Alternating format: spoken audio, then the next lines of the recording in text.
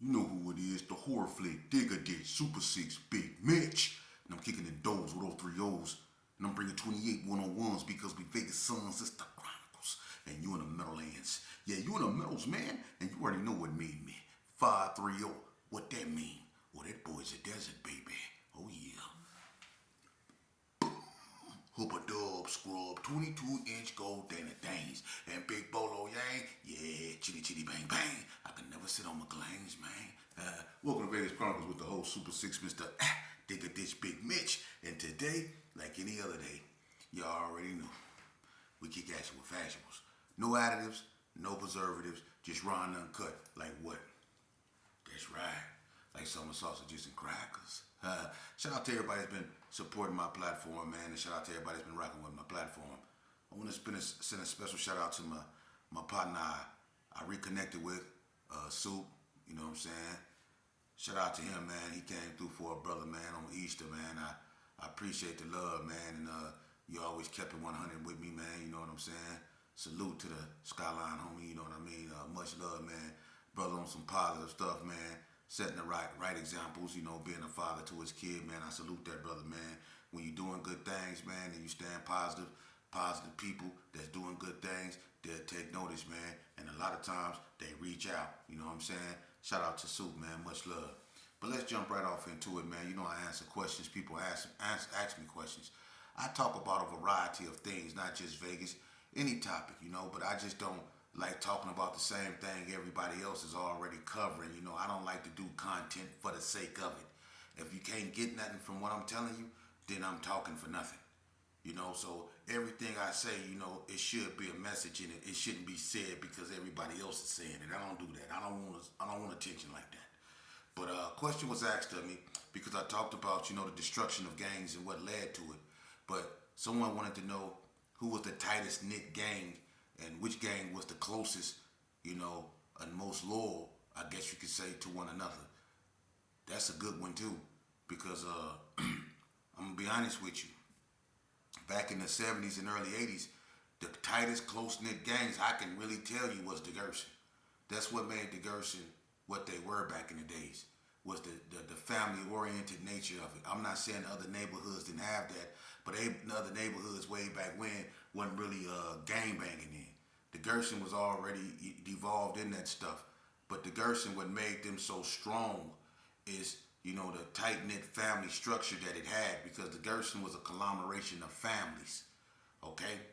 And they all fought together. This before the pistol play and really the gang banging concept really came into Vegas. The Gerson always, they fought together, the aunties, the uncles, the nieces, the nephews, everybody fought together. That made them, you know, tight knit. The Gerson wasn't always the biggest gang, you see, because at one point the GQs occupied so many different territories, you know, and it wasn't just in Northtown. They was all over the west side. The GQs was in a lot of places, and the GQs influenced a lot of other Crip gangs that might not have the GQ handle, such as the UCCs and stuff like that. The GQs influenced a lot of other groups, not all, but a lot. And they were at one point the biggest gang, you know. But the Gerson was always tight knit.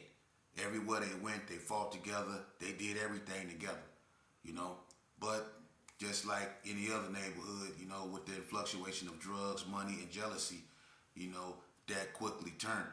But as time went on, who I would say became one of the closest knit, because going to war with them, I seen how they moved and how they operate. They wasn't a real big gang, but they was big enough to do some damage.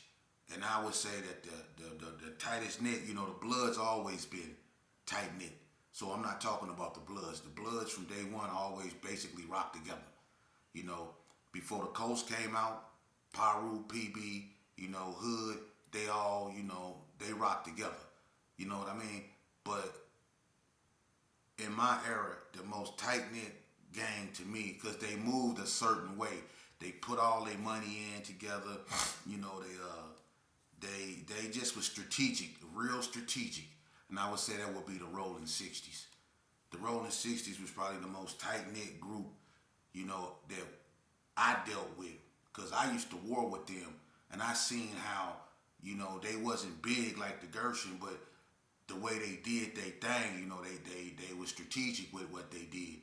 And they rocked together, they stayed in sync together, you know, and they fought together, you know, and we always outnumbered them. I remember a couple times we walked up West Street and they used to be at the end because Romeo and Dana stayed down there toward the end. And then you had 6-0 Tasha, Wolf daughter, that stayed down there toward the end. Money Mun stayed down there toward the end, you know what I mean? And Anthony Webb from K9 stayed toward the end. So it was Gersons and 6-0s always going at the end of West Street by Comstock and running into each other. So it was always conflict on West Street, especially toward the end down there. You know what I mean?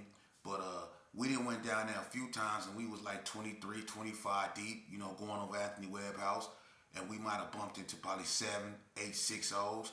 You know, Big Nutty, Milo, Rodney O, Scrap, Chill, all them used to be down there. Little Money Mun, all them used to be down there. Shima, KD, all of them used to be in that area down there, you know.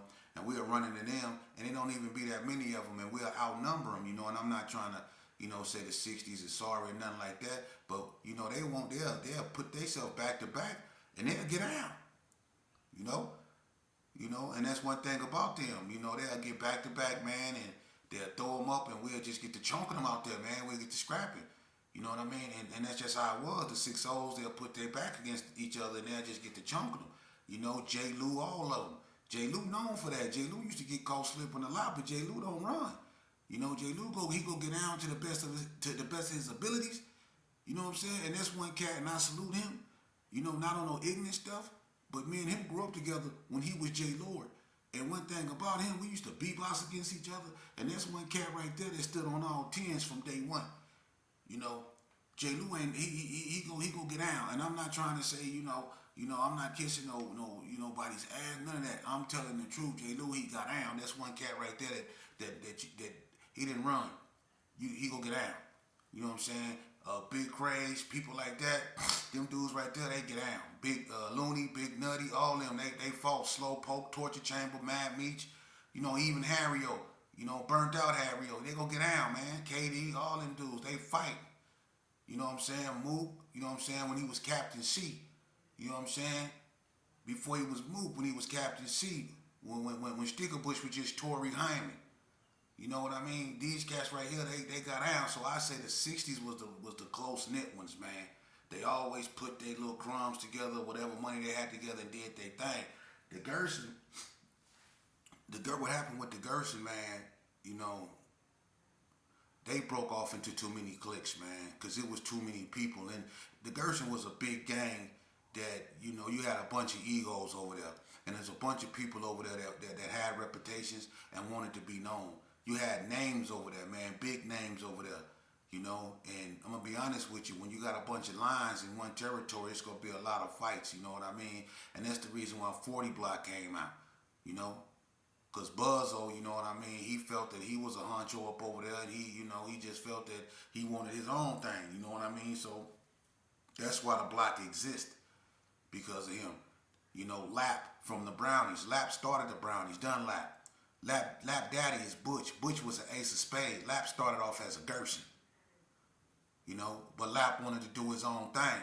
So Lap started the Brownie Boys. You see? And Sonny, R.I.P., Reverend Ballhead. He always kicked it with Poochie over there in Vegas Heights. I remember they had the green and black trucks. They used to roll through the G's in. You know what I mean? But Sonny, he did his own things. And you know, Sonny used to be with me and Bread then. We used to be me, Bread, Sonny, Ludog, John Holloway, Lil Bread, Tombstone, King Roger D, Bip every now and then, you know what I'm saying?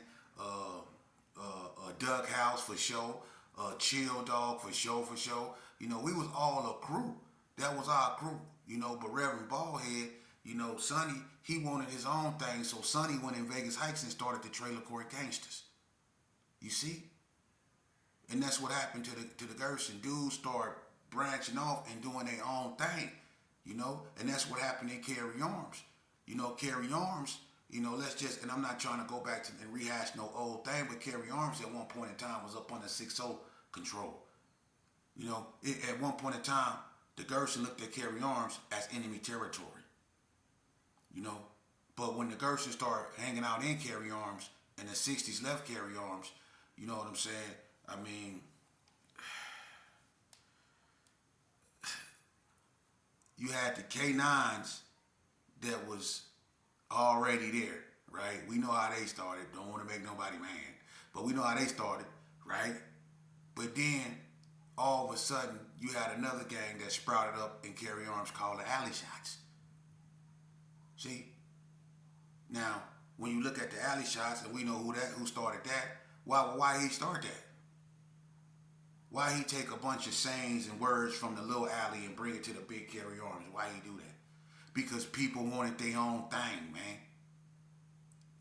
You see? People wanted their own thing. And that's the same reason why youngsters in the Gerson, they didn't deviate away from being Gersons, but they wanted their own thing because they had egos, you know. That's what the Gerson bred, egos.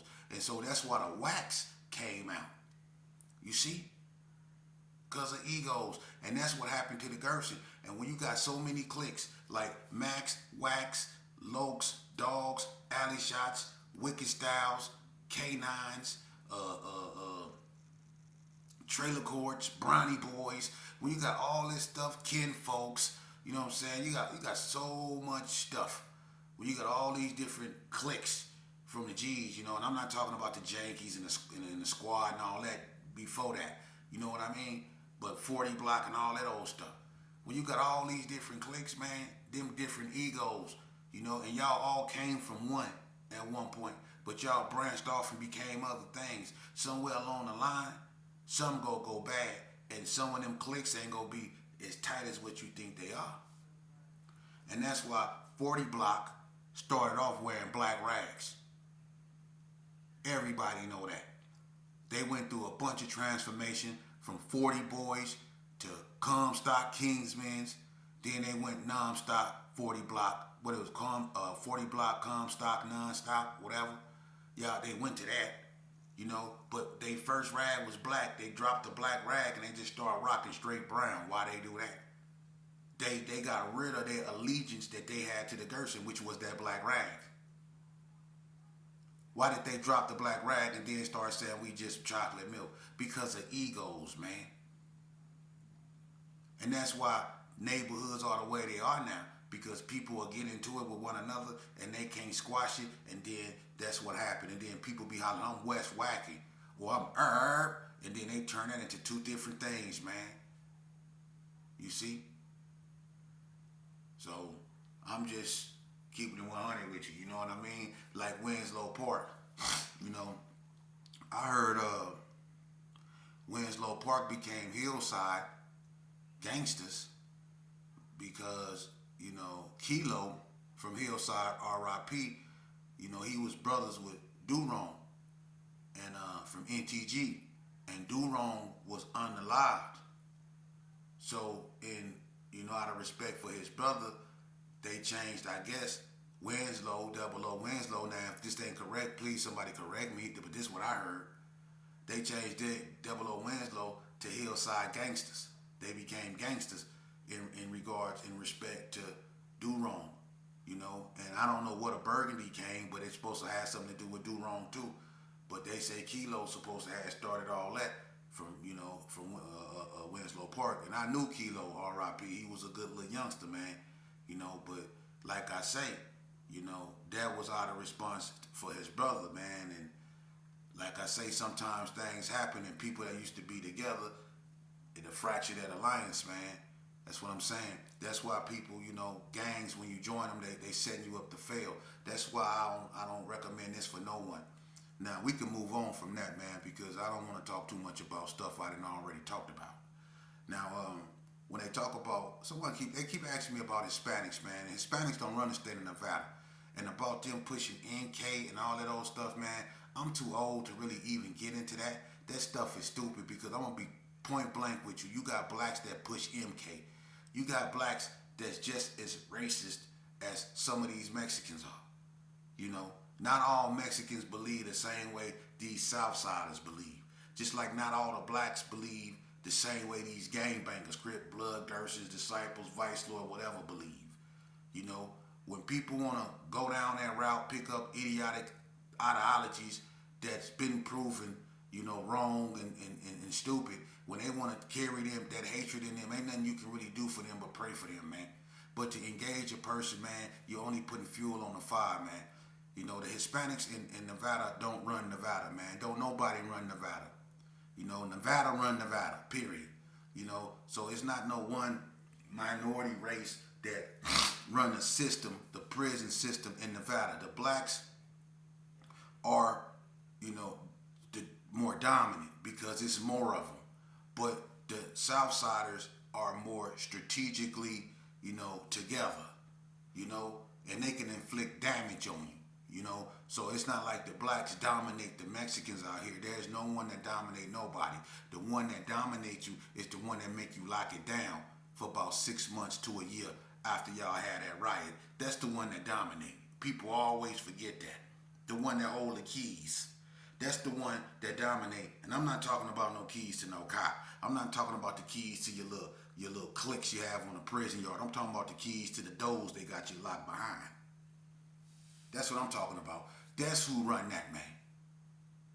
Now, as far as, you know, blacks and Hispanics in the state of Nevada, you can see, you know, the influctuation of California Hispanics and even from Texas and Arizona that's coming out here. You can see the politics really changing for the worst, you know, because blacks out here finally accepted the seating arrangement that allows the Hispanics to have so many tables, the blacks to have so many tables, and the whites to have so many tables. When I was coming up, that was unheard of. But I guess to keep the peace, they all agreed to do that. You know, in 2004, there was a racial riot at High Desert State Prison behind the Hispanics trying to, you know, do seating arrangement. And I remember when that first poked its face in our institution, and that was on Indian Springs Yard, you know. And I remember I stayed in Unit 4. I stayed down the wing with Gage Wack, Doc Rock, and a few more people. Ray Lou and Short Dog and them stayed down A wing. D-Tay, D-Grease, Lil Fade, and all them stayed down the other wing. So D-Tay them, because, you know, one thing about Indian Springs back then, you know, that phone, everybody used to stay on the phone. Phones were cheaper then, and you just can just call endlessly. So some people used to get on the phone, get into it with their girl, and when the phone hang up, they just call back. Some people used to be on the phone all day, and there's only so many phones. So that was going to become a problem anyway. You had some blacks that just hogged up the phone, man, just stayed on the phone, ate on the phone, drunk coffee on the phone. Some people even played chess while they was on the phone, man. So people was just on the phone, but you had Hispanics that didn't like that. And then, you know, one day they tried to come up with a little thing where, you know, the blacks can have the phones for an hour, none but the blacks. The Hispanics can have the phone for an hour, none but the Hispanics, and so on and so forth. They wanted to do it like that because the Hispanics felt they couldn't use the phone because the blacks was always on the phone. And they was. The blacks stayed on the phone. So D-Tay them from Donna, they didn't want to go through. They didn't want to go by that. They was like, no, we gonna keep everything as is because D-Tay stayed by the phone. And people used to pay him to get the phone for him. You know, D-Tay was making money just for holding the phone for people when they busted tier open for tier time. His room was right there by the phone. So when his door opened, he'd just grab the phone and hold it for whoever paid him to get it. So he didn't want to get that up for the Hispanics. So it became a big old thing. And so we was going to dinner one night, and, you know, they used to just open the gates, and we used to be able to go to each other's wings and stuff and just cross wings. And everybody was grouped up down D-Tadium wing because the Hispanics was trying to, you know, get an understanding about the phones. But the blacks weren't hearing that, man. And I remember Doc Rock. It was me, Doc Rock, Ray Lou, Short Dog, and somebody else. We went down there, and Doc Rock was putting on his day coat. Doc Rock is from the Nation of Islam, you know, and when it comes to his people, he can get real hot-headed, especially when it's racial. So when Doc Rock came down there, he came down there with that limp. Let me explain something to you, cuz. Let me tell y'all something. Y'all ain't finna be coming down here running nothing. And he fired on a Mexican, and B.I. from Skyline Perus, he stayed down there wing B. I fired on one of them. So next thing you know, it jumped off down the hallway. We down there scrapping in the hallway, man, with the Hispanics, man, the southsiders over the phones, man. And I'm gonna keep it 100 with you. And when I say that the blacks dominate, it's too many of them because and then you had some big old dudes because Maceo them, Slowpoke, all them stayed down there. You know, they were from California, Maceo from Texas, but Maceo was a big old light-skinned dude, and Slowpoke was swole and tall, you know, from Cali. So, man, they was down there. We tore that wing up with them, man. You know what I mean? But that's just one situation and one instance where Hispanics tried to take over, you know, or implement some type of structure, you know, that eventually ended up taking, you know, its place. You know, they eventually ended up doing it. And you can see that, you know, the Mexicans is getting stronger and stronger and stronger. So, I don't know, man, you know what I'm saying?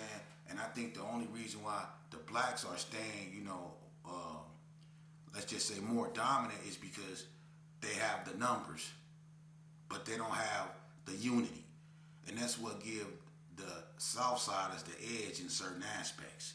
You know, with moving on.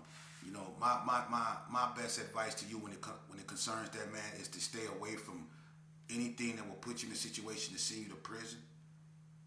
And just stay away from dudes that don't mean you no good, period, man. You know, a lot of people, and I'm gonna just say this, a lot of people is very upset with me. Not only do you have law enforcement that don't want me giving y'all messages, real messages, because once I get to talking about them and telling y'all their secrets, they gonna really be on my helmet. And I look forward to it. That's cool too. Bring it. But at the same time, you actually got dudes out here on the street that's in their feelings because I'm sitting up here giving y'all clarity in this game. A lot of these cats, man, I'm gonna be honest with you, they got sons who they done lied to and then dressed themselves up to be some type of big time gangster out here in these streets, and they never was that. And what a lot of these youngsters don't know is that the reason why a lot of people hang around each other on these streets is because a lot of people is not here no more.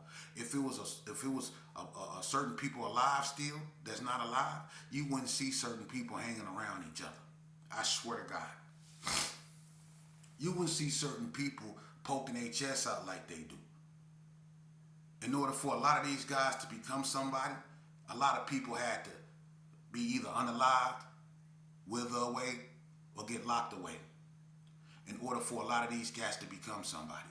So if somebody have to, you know, pass away for you to become somebody, you was never nobody in the beginning. For real. And a lot of these dudes that was never nobody got the audacity to have attitudes now. You know, and that's cool. They can keep them. Because I know what I'm doing right. When I was doing wrong, they was talking. They was hating. You know, and now that I'm doing right, they gonna continue talking and they gonna continue hating. So it's a lose-lose situation when you're dealing with an evil individual.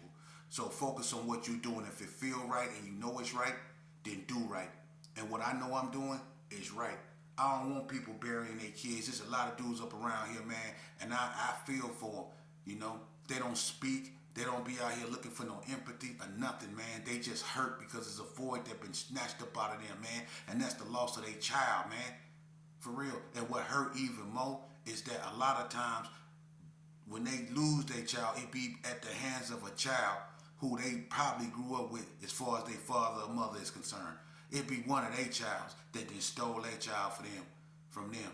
You see, it's a lot of people running around here that don't have their children. It's a lot of mamas running around here that's broken inside, man, and we don't acknowledge that. We move on and we go on as if life is just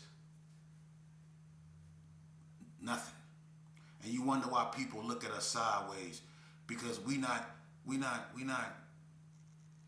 it's sad, but we not receptive to the cries of mothers who's buried their children, man. We not receptive to the pain. We don't actually take the time to really understand the hurt that we've caused a lot of families, man. Y'all don't understand that, man, because y'all too busy being up at the store gooning, being up at the store with the blicky. You know, y'all too busy looking for the ops, man.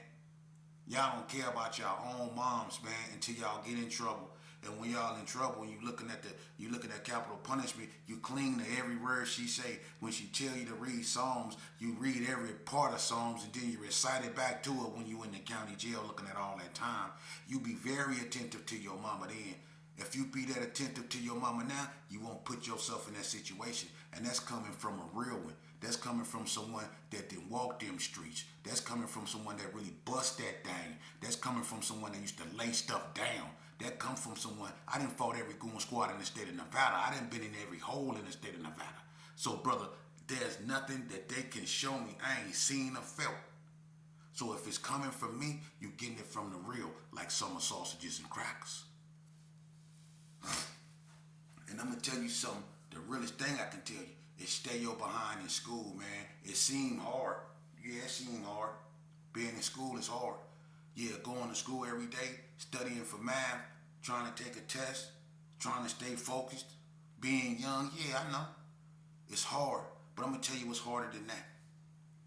Being stuck in a small cell with another man for 20 years. With a stainless steel toilet in a mirror that you can barely see out of. With toothpaste that got so much fluoride in it, if you swallow too much of it, you'll pass out.